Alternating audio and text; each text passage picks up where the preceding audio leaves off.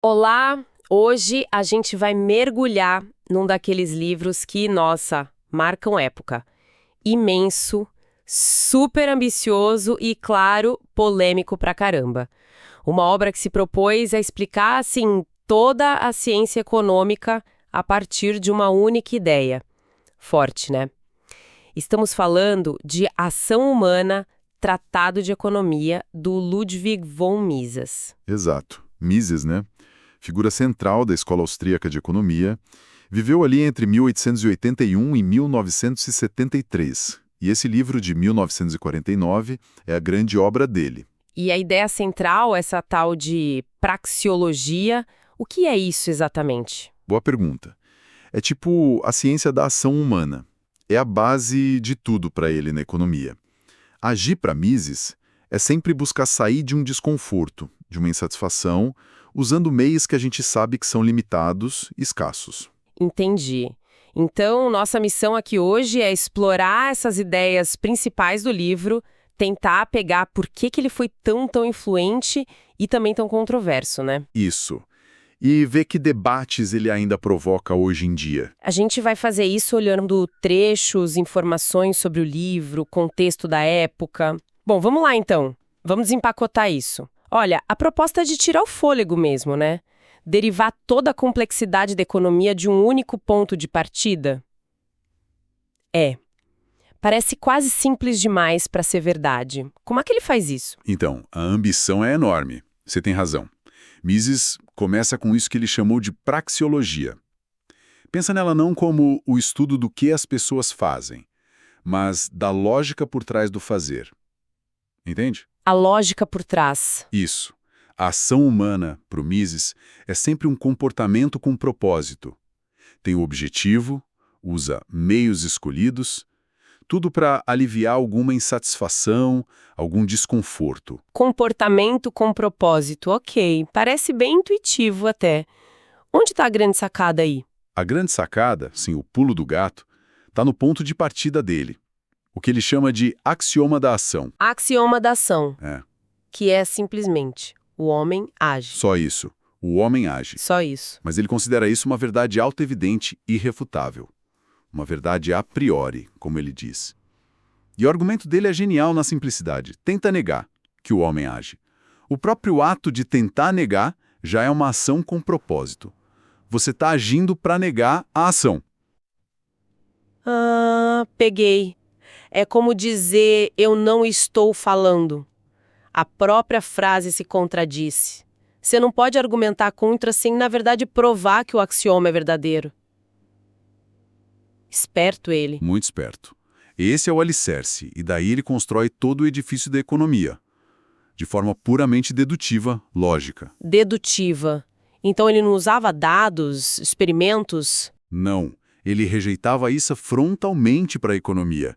Ele dizia que observar dados, fazer experimentos, isso funciona para as ciências naturais, física, química, mas a economia lida com escolhas humanas, com propósitos, com valores que são subjetivos, sabe?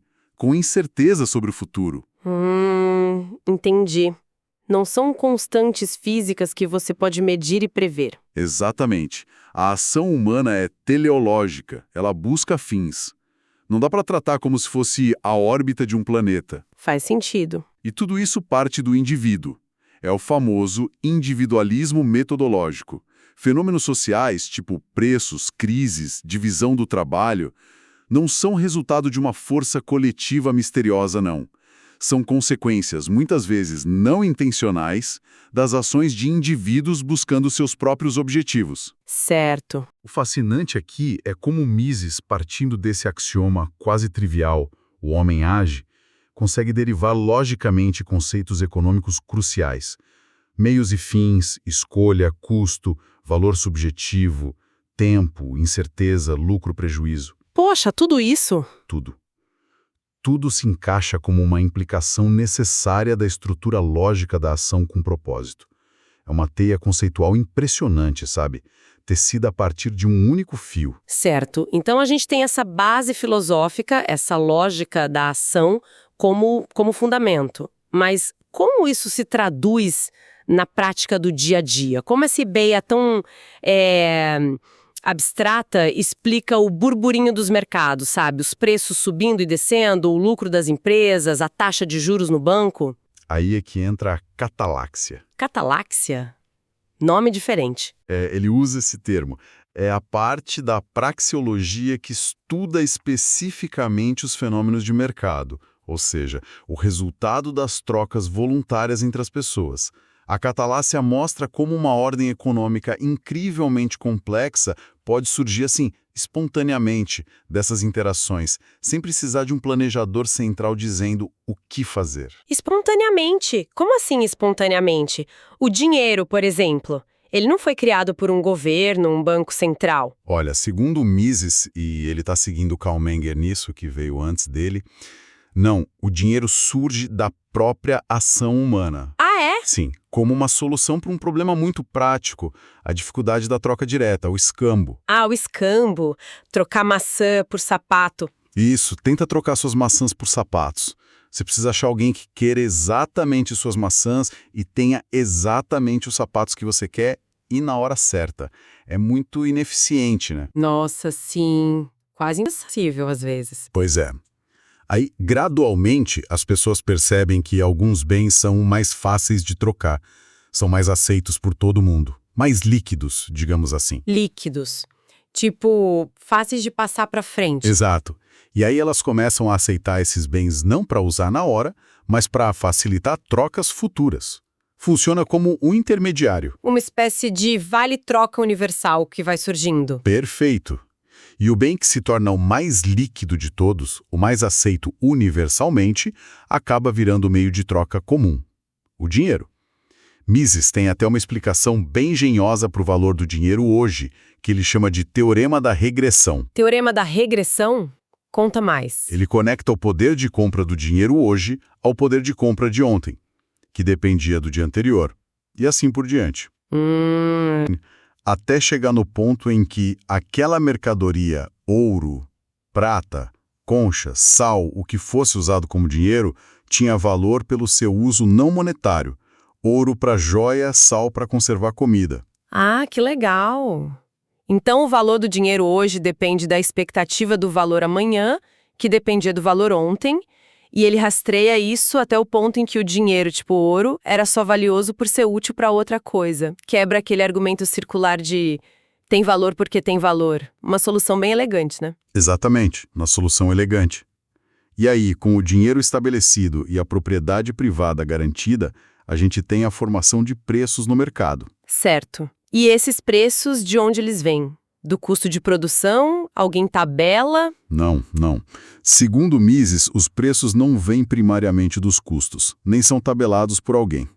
Eles emergem das valorações subjetivas dos compradores e vendedores que estão competindo no mercado. Quer dizer, o quanto cada um valoriza aquilo. Isso. Cada um age buscando seu interesse, compra barato, vender caro. O preço de mercado é o ponto onde essas valorações se encontram e a troca voluntária acontece. Entendi. E não é um ponto fixo estático. É um processo super dinâmico, porque as valorações das pessoas e as condições do mercado mudam o tempo todo, né? Ah, então não é algo fixo, tipo uma tabela. Não, de jeito nenhum. É super dinâmico. E aí entra a figura do empreendedor nessa dinâmica toda. O empreendedor, ele é só o dono da empresa ou o capitalista? Para Mises, o empreendedor é mais do que isso. É fundamentalmente aquele que age sob incerteza. É a pessoa que olha para o futuro, tenta antecipar o que os consumidores vão querer e combina os fatores de produção hoje, terra, trabalho, capital, pagando os preços de mercado por eles. Certo. Na expectativa de que o preço do produto final lá na frente cubra todos esses custos e ainda gere um lucro. Então, o lucro não é garantido. É uma aposta, basicamente. Exato, uma aposta. O lucro é a recompensa por ter previsto corretamente as necessidades futuras dos consumidores e ter alocado os recursos escassos de forma mais eficiente que os concorrentes. E se errar a previsão? Aí vem o prejuízo, que é um sinal claríssimo do mercado dizendo: olha, sua previsão estava errada, esses recursos foram mal utilizados aqui, eles seriam mais valiosos em outro lugar. Entendi. Lucro e prejuízo são como sinais, então.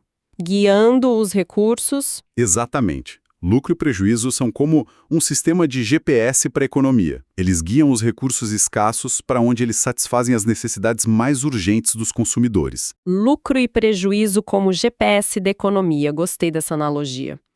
E os juros? O que Mises diz sobre eles? De onde vêm os juros? Os juros vêm de outro fenômeno que Mises diz ser universal na ação humana: a preferência temporal. Preferência temporal, o que é isso? Basicamente, é a ideia de que nós, seres humanos, preferimos satisfazer uma necessidade agora do que satisfazer a mesma necessidade no futuro, se todas as outras condições forem iguais. Ah, claro, um bem hoje vale mais do que o mesmo bem daqui a um ano, né? Isso. Quem não prefere, sei lá, o sorvete hoje em vez do mesmo sorvete daqui a uma semana, né? Totalmente. Ninguém quer esperar se não precisar. Pois é. Essa preferência universal pelo presente sobre o futuro é a raiz do que Mises chama de juros originários. É tipo o desconto que a gente aplica a bens futuros em comparação com bens presentes. Entendi. E como isso se conecta com, sei lá, com investimento, com fazer uma fábrica? Tem uma conexão direta com a formação de capital, para investir em ferramentas, máquinas, processos produtivos mais longos que só vão dar resultado lá na frente, mas que aumentam a produção futura. Alguém precisa poupar. Poupar significa? Significa abrir mão do consumo hoje. Adiar a gratificação, como você disse. Adiar a gratificação. Isso. E a taxa de juros que a gente vê no mercado, ela reflete justamente a intensidade dessa preferência temporal na sociedade como um todo. Se as pessoas poupam mais, ou seja, a preferência temporal delas é mais baixa, elas estão mais dispostas a esperar, os juros tendem a cair. E isso sinaliza para os empreendedores que projetos de investimento mais longos, mais intensivos em capital, se tornaram mais viáveis economicamente. Entendi. Então, a taxa de juros coordena a poupança e o investimento ao longo do tempo. Exatamente. Coordena as decisões de poupança e investimento ao longo do tempo. Se a gente conectar isso ao quadro geral, sim, a gente percebe que dinheiro, preços, empreendedorismo, lucro, prejuízo, juros, nada disso está isolado.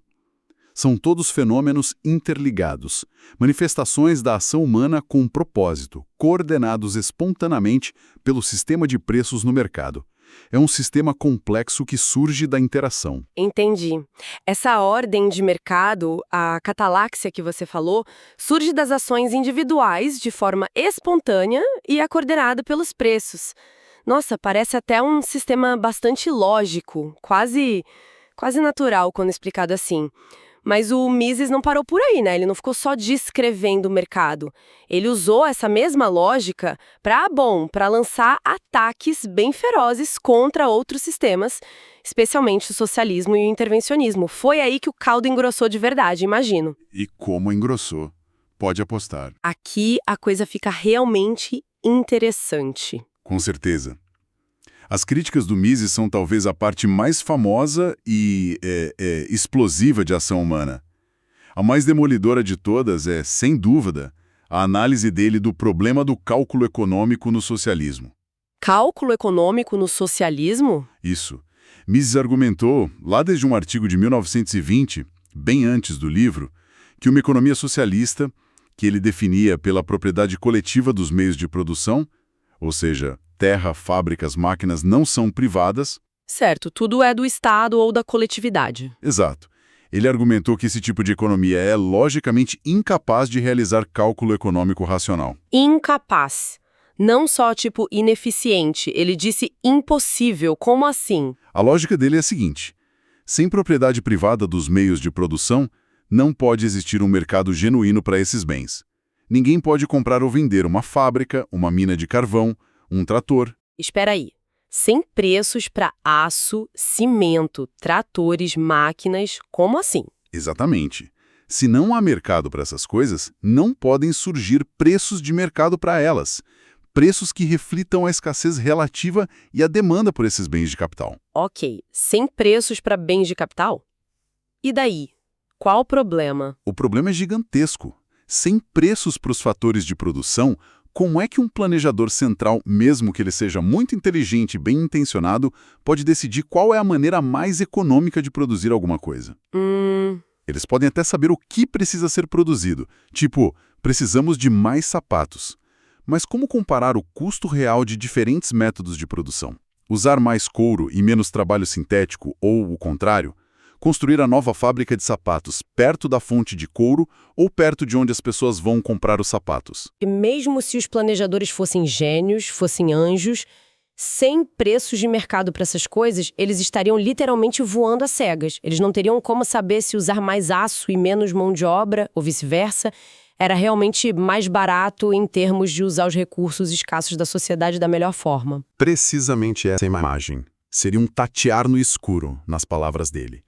As decisões sobre como alocar os recursos se tornariam arbitrárias, baseadas em estimativas técnicas vagas, talvez, mas sem a bússola dos preços para indicar a eficiência econômica.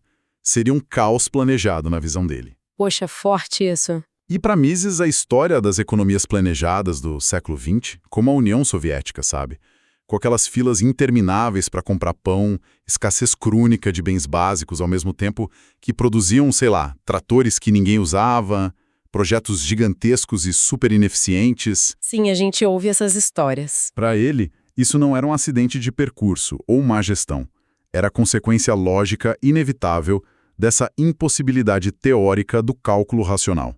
O sistema simplesmente não tinha como funcionar direito. Entendi a crítica ao socialismo, mas ele também não poupou o intervencionismo, né? De jeito nenhum. Ele era igualmente crítico. O intervencionismo são aquelas medidas que muitos governos adotam no dia a dia, né? Tipo, controlar aluguel, tabelar preço da gasolina, fixar salário mínimo, impor cotas de produção. Qual o problema aí, segundo Mises? O problema fundamental para ele é que essas intervenções distorcem ou simplesmente silenciam os sinais que os preços deveriam transmitir. Preços livres informam sobre a escassez relativa dos bens e sobre as preferências dos consumidores. Certo, os preços como sinais. Isso. Quando o governo intervém, ele impede que o mercado se ajuste naturalmente às condições reais de oferta e demanda. E isso, segundo Mises, quase sempre leva a consequências não intencionais e geralmente piores do que o problema original que se tentava resolver. Tem exemplos concretos disso nas fontes que a gente analisou, para não ficar só na teoria? Sim, vários exemplos clássicos que ilustram o ponto dele. Pega o controle de preços da gasolina nos Estados Unidos nos anos 70, durante a crise do petróleo. A intenção era manter os preços baixos por consumidor. Lembra de ver fotos disso, filas enormes nos postos. Exatamente. O resultado foi esse: filas quilométricas, perda de tempo enorme, mercado negro de gasolina e um custo econômico geral que foi estimado na época em algo como, sei lá, 100 bilhões de dólares em valores de 1974. Um desastre. Nossa! E outros exemplos? Outro clássico é o controle de aluguéis, como em Nova York, que existe há décadas. A teoria diria que ajuda a baixar o custo da moradia, mas na prática, o que os estudos mostram é que ele reduz a oferta de imóveis para alugar. Por quê? Desincentiva os proprietários a manterem os imóveis em bom estado ou a construírem novos prédios para alugar, se o retorno é limitado artificialmente. O resultado é a escassez artificial de moradia. Nova York teve uma taxa de vacância baixíssima, tipo 3,6% em 2019, e isso prejudica a mobilidade das pessoas, dificulta achar lugar para morar. Poxa, o efeito contrário do esperado. Muitas vezes sim. Ou pega o caso de Porto Rico, lá nos anos 50. Aplicaram um salário mínimo federal americano que era bem mais alto do que a produtividade média da mão de obra local na época. Resultado? Desemprego em massa, especialmente entre os mais jovens e menos qualificados, que não conseguiam gerar valor suficiente para pagar aquele salário mínimo imposto. Exemplos fortes mesmo que parecem ir na contramão das intenções originais das políticas. E o Mises via um padrão nisso tudo, uma lógica por trás dessas consequências não intencionais. Sim, ele descreveu o intervencionismo como um sistema que ele chamou de mercado impedido, um sistema inerentemente instável. Mercado impedido. Instável como? Ele argumentava que cada intervenção do governo no mercado cria problemas inesperados, distorções, que parecem exigir novas intervenções para serem corrigidos. É uma espécie de dinâmica de bola de neve, sabe? Tipo, o governo controla o preço do leite para ajudar as famílias. Isso. Aí falta leite no mercado porque os produtores não querem vender tão barato. Aí o governo talvez tenha que racionar o leite. ou obrigar os produtores a produzir. Exatamente. Uma intervenção leva à necessidade percebida de outra e mais outra. Para Mises, o intervencionismo não era um meio-termo feliz e estável entre o capitalismo de livre mercado e o socialismo. Era mais como uma ladeira escorregadia. Uma ladeira. Que, se não fosse revertida conscientemente de volta para o laissez-faire, para o livre mercado, tendia a levar quase que inexoravelmente ao socialismo completo, com a perda gradual da liberdade econômica e, para ele, consequentemente, das outras liberdades também. Uau! Essa visão do intervencionismo como um caminho quase inevitável para o socialismo. Isso certamente explica muito da polêmica em torno do livro. Nossa, como é que Ação Humana foi recebido quando saiu lá em 1949? Imagino que não foi tranquilo. E qual o legado dele hoje? Ainda se discute isso tudo? Olha, a recepção foi totalmente polarizada, assim, 8 ou 80. No ambiente acadêmico dominante da época, Que era qual? era fortemente influenciado pelo keynesianismo, pela ideia de que o governo deve intervir para gerenciar a economia. E também pela crescente onda da econometria, modelos matemáticos, estatística aplicada à economia. Certo. Nesse ambiente, o livro do Mises foi recebido com muito ceticismo, quando não foi com hostilidade declarada ou simplesmente ignorado. A abordagem dele, a praxeologia, essa coisa puramente dedutiva, lógica, sem testes empíricos, ia totalmente na contramão da moda acadêmica. Então, o pessoal da academia achou Que era filosofia, não ciência. basicamente isso. Muitos viam o livro mais como um manifesto filosófico, uma defesa radical do laissez-faire, do mercado totalmente livre, do que como ciência econômica séria. Tem uma resenha famosa do John Kenneth Galbraith, um economista super influente na época, no New York Times. E o que ele disse? Ele reconheceu o rigor lógico do Mises, a consistência interna do argumento, mas achou as conclusões anti-intervenção radicais demais, fora da realidade política e social. Tipo, legal a lógica, mas impraticável e indesejável. Entendi. Um balde d'água fria da academia mainstream, então. E o outro lado? Teve gente que gostou. O outro lado, nossa. Liberais clássicos, aqueles que defendiam um governo limitado, os libertários que estavam começando a surgir, os defensores do livre mercado em geral. Esses receberam o livro como uma revelação, com entusiasmo enorme. Então teve um público para ele. Sim, Henry Hazlitt, que era um jornalista econômico bem conhecido e respeitado na época, escreveu na revista Newsweek que Ação Humana era um marco, talvez a defesa mais bem argumentada, mais sólida e mais intransigente do capitalismo já escrita até então. Para esse grupo, o livro deu a base intelectual sistemática, robusta, que talvez estivesse faltando para defender as visões deles. Entendi a divisão. E esse impacto inicial, essa polarização, se sustentou ao longo do tempo? O livro conseguiu, digamos, furar a bolha desses círculos mais restritos de admiradores? Conseguiu sim. Com o tempo, e apesar dessa marginalização inicial na academia mais tradicional, ele ganhou força. Dentro da própria escola austríaca de economia, a ação humana foi fundamental. Ele consolidou a praxeologia como método distintivo dessa escola e influenciou diretamente gerações de pensadores austríacos importantes. Nomes como F.A. Hayek. O Hayek que ganhou o Nobel depois, né? Exatamente. O Hayek que foi aluno e colega do Mises. E também Murray Rothbard, que é considerado um dos pais do libertarianismo moderno. Levou as ideias do Mises para um lado ainda mais radical. E o Israel Kirzner, conhecido pelos trabalhos sobre o papel do empreendedor na descoberta de oportunidades no mercado. Então, dentro da escola austríaca, ele foi um divisor de águas. Totalmente. O livro foi crucial para o renascimento da escola austríaca, que estava meio esquecida a partir dos anos 70. E ajudou a inspirar a criação de instituições como o Mises Institute, lá nos Estados Unidos, que é dedicado a promover e estudar as ideias dele. Legal. E fora da escola austríaca, no debate mais amplo sobre política, economia... No movimento libertário, ele se tornou uma obra, quase uma bíblia, sabe? Uma referência fundamental. Por quê? Porque forneceu argumentos muito poderosos, muito articulados, contra o planejamento central, contra a intervenção do Estado na economia, contra a manipulação da moeda pelos bancos centrais. Coisas que são centrais para o pensamento libertário. Influenciou diretamente figuras como o Rothbard, que eu mencionei, que levou as ideias do Mises a conclusões anarcocapitalistas, a ideia de uma sociedade sem Estado nenhum, e até mesmo a Ayn Rand, A escritora, de A Revolta de Atlas. ela mesma. Apesar de ter diferenças filosóficas importantes com Mises, ela encontrou nele um aliado intelectual na defesa do indivíduo, da razão e do capitalismo de livre mercado. Eles trocavam ideias, embora discordassem em alguns pontos. Interessante essa conexão.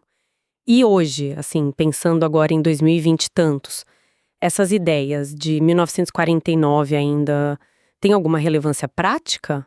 Ou teórica? Ou virou peça de museu? Não, de jeito nenhum. Definitivamente ainda tem relevância. A teoria austríaca dos ciclos econômicos, por exemplo, que o Mises desenvolve bastante no livro, Aquela que liga crises à expansão de crédito. essa mesma. Ela é frequentemente citada por economistas dessa linha para explicar crises financeiras recentes, como a grande crise de 2008. Eles argumentam que a crise foi causada, em grande parte, pela expansão artificial do crédito promovida por bancos centrais como o Fed americano nos anos anteriores. Uma ideia bem misesiana. Ah, então tem gente usando para analisar o presente? Sim, e a gente vê também, olha que interessante, um teste quase em tempo real dessas ideias em alguns lugares. Pega a Argentina agora, com o presidente Javier Milei. O Milei que se diz austríaco, né? Exato. Ele é um economista que se identifica publicamente com a escola austríaca, cita Mises e Hayek direto, e ele está tentando implementar um pacote de políticas de desregulamentação radical, liberalização da economia, corte drástico de gastos públicos, tudo muito inspirado nesses princípios misesianos. E tá funcionando? Bom, aí é que tá. Os resultados ainda estão sendo observados, né? É muito cedo para dizer. É um experimento controverso, com custos sociais no curto prazo, e o debate sobre se vai dar certo ou não está pegando fogo. Mas é um exemplo de como essas ideias continuam a inspirar políticas hoje. Entendi. E fora esses casos mais diretos? Além disso, tem muitos estudos empíricos, feitos por economistas de várias linhas, não só austríacos, que acabam, às vezes, até sem querer, corroborando algumas previsões teóricas do Mises. Estudos sobre os custos econômicos da regulação excessiva ou sobre os efeitos negativos do salário mínimo no emprego de jovens ou de baixa qualificação.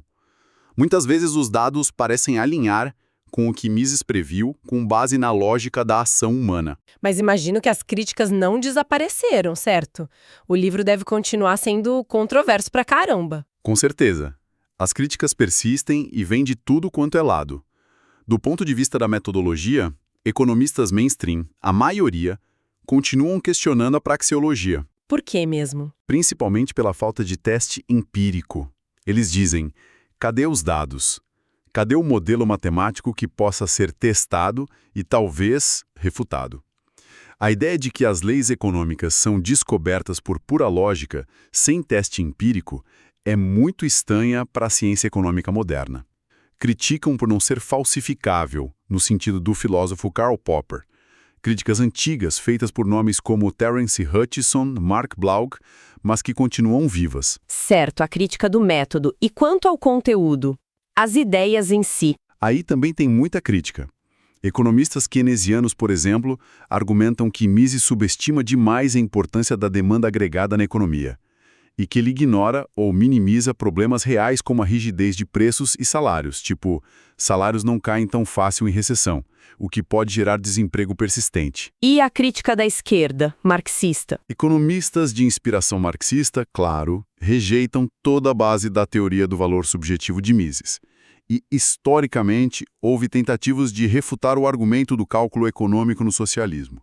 Um economista polonês chamado Oskar Lange, lá nos anos 30, argumentou que seria possível simular os mercados usando matemática ou, mais tarde, computadores para guiar o planejamento central. Um debate que durou décadas. Entendi. E as críticas mais ideológicas? Ah, sim, essas são fortes também. Muita gente vê a ação humana não como uma análise científica neutra, mas como uma elaborada justificação ideológica para o capitalismo laissez-faire, uma defesa apaixonada de um sistema específico disfarçada de ciência econômica universal. E, claro, as interpretações políticas do livro variam enormemente. Tem a leitura libertária radical, Tem gente que tenta encaixar Mises no conservadorismo e tem as críticas ferozes da esquerda. Continuar a gerar tanta polarização, tanto debate acalorado e alimentar discussões econômicas e políticas tão intensas ainda hoje em dia. É impressionante, é realmente fascinante ver essa longevidade e essa capacidade de provocar que um tratado de economia, escrito lá em meados do século passado, ainda tem. Recapitulando um pouco a nossa análise de hoje, a gente viu a tentativa monumental, quase heróica, do Ludwig von Mises em Ação Humana, de fundar toda a ciência econômica no simples fato de que nós, seres humanos, agimos com propósito, buscando aliviar desconfortos. Exato. Exploramos como isso levou ele a desenvolver toda a teoria do mercado, a catalácia, onde coisas como dinheiro, preços, lucro, prejuízo, juros, tudo isso emerge espontaneamente da interação individual, sem um comando central. E vimos também como essa mesma lógica de ação e cálculo fundamentou as críticas dele, que foram demolidoras na época e ainda ao socialismo pela suposta impossibilidade do cálculo econômico racional sem preços de mercado e também ao intervencionismo governamental que ele via como um caminho instável, cheio de consequências não intencionais e potencialmente perigoso para a liberdade. Então, pensando em tudo isso, o que tudo isso significa para a gente hoje, para quem está nos ouvindo, vivendo nesse mundo super complexo, cheio de desafios econômicos e sociais? Olha, eu acho que Mises nos deixa com um dilema fundamental, um desafio intelectual e também prático muito atual. Ele argumenta de forma muito forte que mesmo aquelas intervenções governamentais que parecem pequenas, pontuais, bem intencionadas, sabe, um controle de preço aqui para ajudar o consumidor, um subsídio ali para proteger uma indústria, uma regulação acolá para garantir segurança. Sim, coisas que vemos o tempo todo. Exato. Ele argumenta que essas intervenções, por mais bem intencionadas que sejam, inevitavelmente criam distorções. Elas embaralham aqueles sinais cruciais que os preços deveriam dar sobre a escassez e as preferências. E isso gera problemas inesperados que muitas vezes acabam puxando por mais intervenção estatal para tentar consertar. A tal da dinâmica da bola de neve que você falou. Isso. Um ciclo que, segundo ele, leva à ineficiência crescente, ao desperdício de recursos escassos e, no limite, pode até corroer a própria liberdade econômica e individual. Se a gente levar esse argumento dele a sério, mesmo que a gente não concorde 100% com ele, mesmo que ache exagerado, somos forçados a pensar muito sobre os trade-offs, as escolhas difíceis que a nossa sociedade faz o tempo todo. Trade-offs entre o que exatamente? Entre os resultados que emergem espontaneamente do processo de mercado que Mises defendia e os objetivos sociais importantes e legítimos que muitas vezes buscamos através de regulação, de planejamento governamental. Coisas como mais segurança no trabalho, maior igualdade de oportunidades, proteção do meio ambiente, são objetivos que muita gente valoriza. Claro. E, frequentemente, a ferramenta que usamos para buscar esses objetivos é justamente a intervenção no mercado. A questão provocativa que a ação humana nos deixa e que eu acho que continua extremamente atual é: considerando esses alertas do Mises sobre as consequências não intencionais, sobre a dinâmica potencialmente corrosiva do intervencionismo, como é que a gente avalia esses trade-offs? Onde exatamente a gente traça a linha entre deixar o processo de mercado agir livremente e intervir para alcançar outros fins sociais que também valorizamos? Uma pergunta difícil. Muito difícil. E talvez a pergunta mais difícil ainda seja: com base em quais critérios a gente toma essa decisão? Como pesar os benefícios esperados da intervenção contra os riscos das distorções e das consequências não intencionais que Mises apontou? É um debate que exige clareza sobre nossos valores, mas também um entendimento profundo e humilde sobre como sistemas complexos como a economia realmente funcionam. E a ação humana, goste-se ou não, nos força a encarar essa complexidade.